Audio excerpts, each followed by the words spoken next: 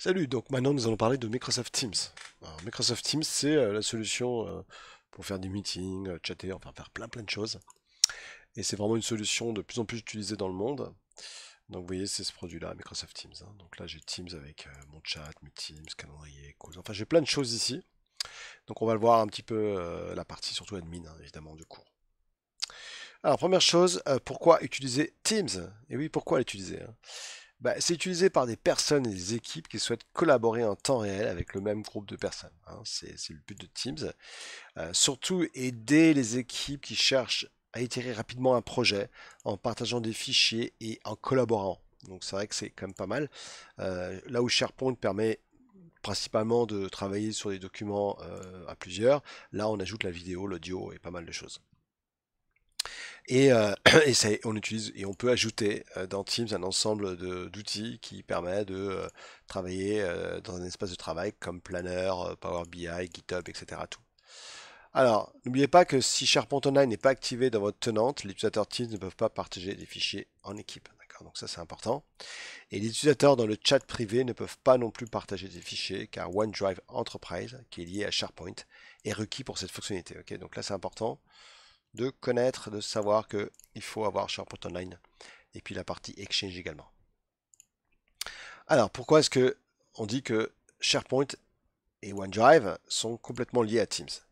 Parce que dans Teams, quand vous allez créer un Teams, par exemple, vous allez créer ici un team, hein, eh bien, ça va être ici stocké dans SharePoint, dans Site, Team 1 et Shared Document. Pareil, quand vous allez créer des canaux ici, hein, des canaux, les canaux, c'est quand vous travaillez sur des sujets hein, principaux. Ça va créer ici pareil, dans Team 1, ça va créer un shared document général, channel et channel 2. D'accord?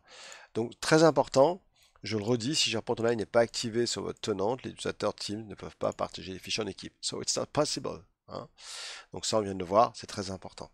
Donc, quand vous, ici, vous créez, par exemple, dans Teams, j'ai créé ici mon team qui s'appelle Office 65 dans lequel j'ai mis deux canaux, hein, c'est des sujets, hein, ça c'est des canaux, c'est comme par exemple ici j'ai créé un team qui s'appelle Office 65 dans lequel il y a par exemple toutes les docs que je mets à disposition de l'utilisateur par exemple pour se former sur Office 365 général.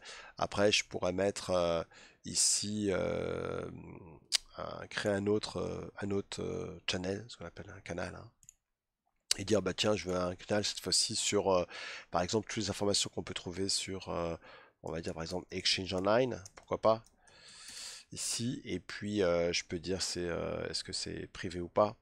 Donc je fais add et ici vous allez voir apparaître justement ce nouveau canal.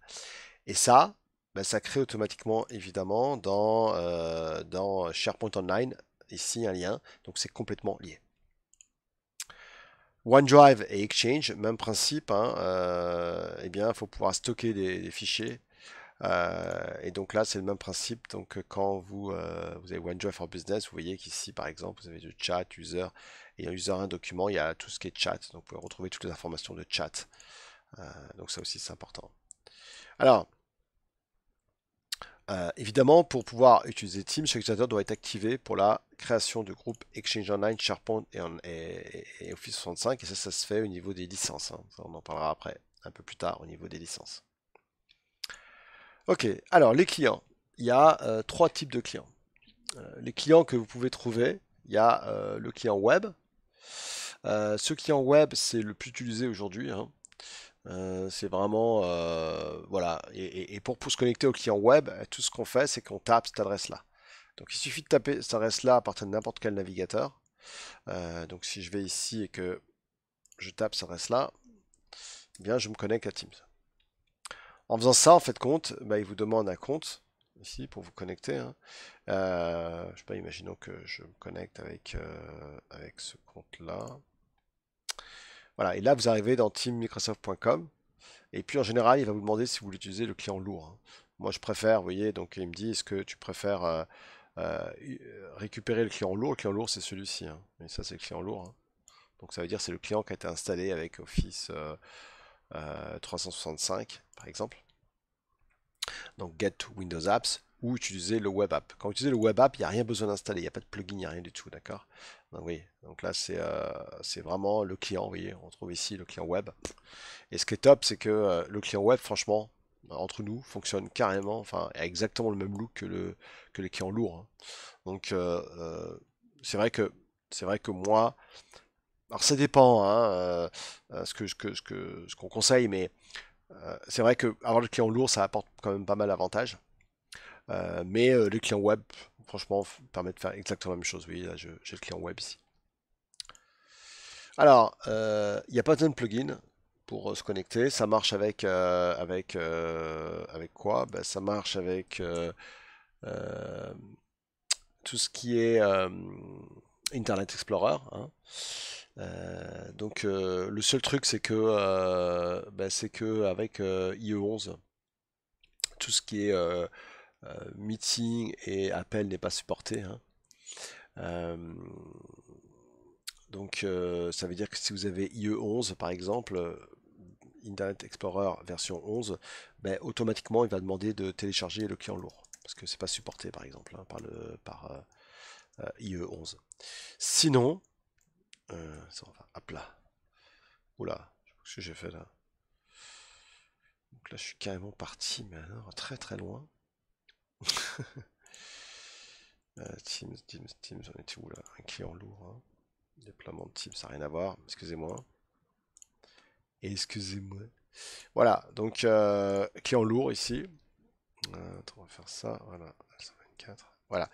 Ensuite, Microsoft Edge. Donc là, il n'y a aucun souci. C'est supporté, hein. Et puis,